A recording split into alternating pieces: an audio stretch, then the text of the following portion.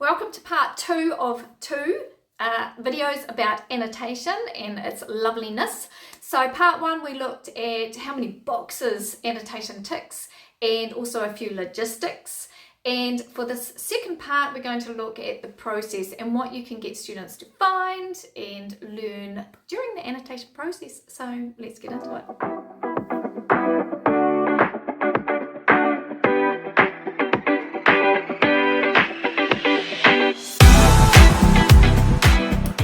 So I've broken annotation up, the process of annotation up into 5 steps. The first one is basic labeling, so identification, finding. The second one is thinking about the effects of those things that you find, so the metaphor, what's the effects. The third one is meanings, looking a bit more at meanings. The fourth one is stepping behind the text, behind the lines to look at who's writing them, so the author, the purpose, and their perspective and things. And the final one is responding. So those are the 5 steps to the annotation process. So let's quickly go through them. And I'm basically reading off my blog, which I am going to link obviously at the bottom, so you can just you can read that. Also I'll link below one-page printout cheat sheet of all of this, so you can just click on that and grab that as well. So obviously free. So let's look at identification. So what are the students looking at? They are looking at vocabulary first. So they'll be looking at words that are new to them, words that have strong connotations, and obviously you've taught that lesson about connotations first, and maybe you've modelled one word first. Colloquialism, so where's the slang, the elision, neologism, and so on. So looking for colloquialisms, or perhaps vocabulary that's very elaborate or archaic, things like that. So maybe compounding words, often words that we've made up as compound words, so that's interesting too. Collocation, what words or phrases seem to go together, salt and pepper, we're often seen together. I don't often do that one, to be honest, hardly ever. So that's your vocabulary.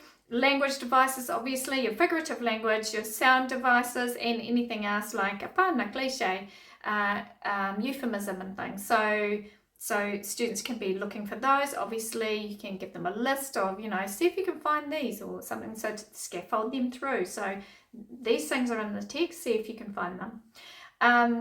So the other thing is structure, so looking at structure, so links between the beginning and the end, and it's great to put great big arrows there and find something that links them.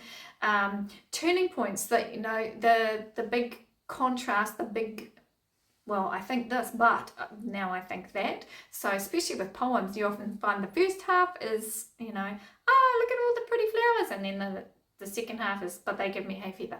So turning points, contrast. In contrast for things like, the beautiful pink flowers and then the ugly grey gutter. So contrast in colours, things like that. Contrast in weathers. Line breaks. And obviously the way verses and poems are broken up, or paragraphs are broken up too. So that can be cool. And also remember aspects of formatting. So students that seem weirdly blasé about this, or they don't seem to click to things like bold and italics, or use of different size fonts, or underlining and things. So subheadings, that's a really key thing, so those clues in the text that help us understand. So I think if they're just labeling those things, then they become conscious of them.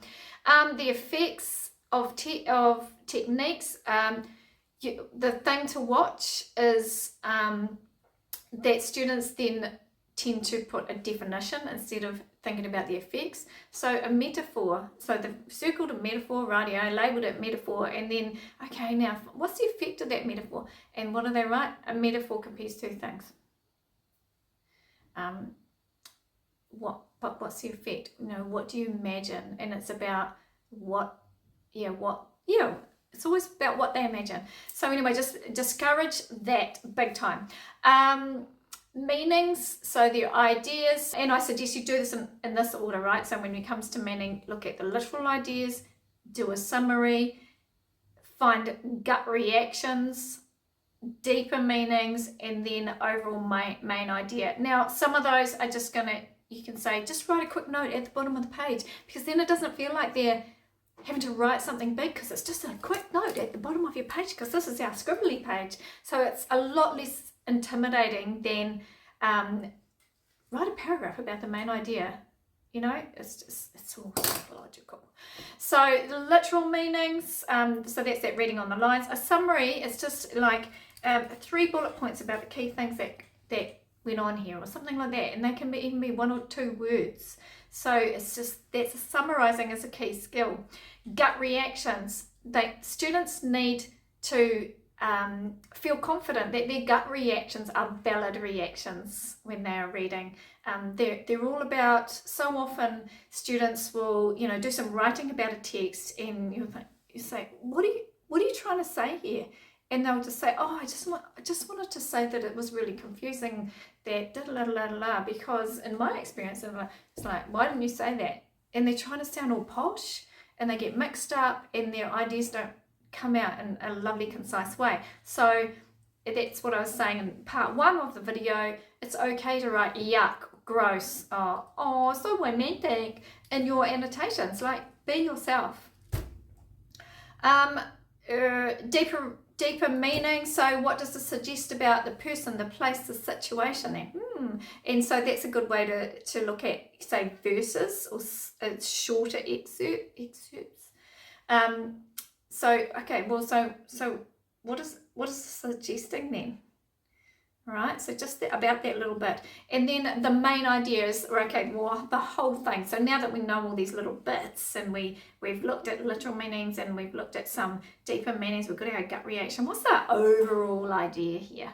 So that's a nice little scaffolding way of getting them into it, right? So as I said in part 1, annotation, the ultimate scaffolding tool. Number 4, stepping behind the lines, so you can look at, you know, tone. So when the students have identified some brilliant vocabulary with a bit of push and a guidance, that gives you clues to the tone of the piece. What about the point of view? So again, so those words and phrases that they've identified before, perhaps with a little help from you, suggests what the writer's point of view is. So that's that behind the line stuff. So they can just make a little note. And then their responses. So I've talked about the gut reaction, but also then it's like, oh, write a couple of sentences just at the bottom of your page if you like, or in your notebook if you like, you know, whatever. Just no more than 2 sentences though. I know you guys get carried away, you know, so sell it. And you know, why do you think what you think? What experience have you had in this? So you're asking them to think from their perspective, you know, the old positioning yourself as a reader. And then it's like, yeah, but what would grandma think of this? So what would other audiences think of the text? So, what do you reckon? So you can list a whole lot of different groups. So, you know, the elderly, Pākehā, Māori, whatever you want, any groups, hippies, whatever, I don't know. And then get students to give the text a star rating as if though they were that person, you know. So what star rating would the elderly give this text? So that's like easy stars, you know.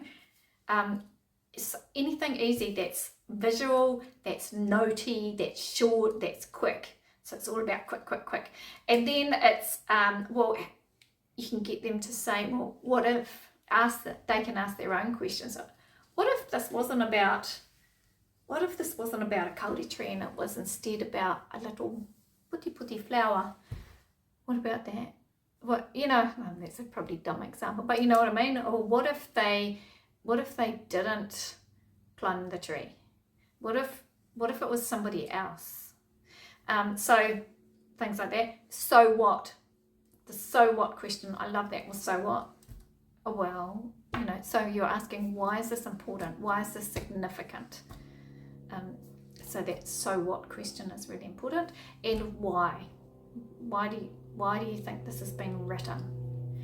Why do you think they made the Kauri tree sound weak and pathetic when so many of us think the Kauri tree is tall and gorgeous and big and strong? So there's lots of whys that you can ask or the students can ask. And that is your basic process.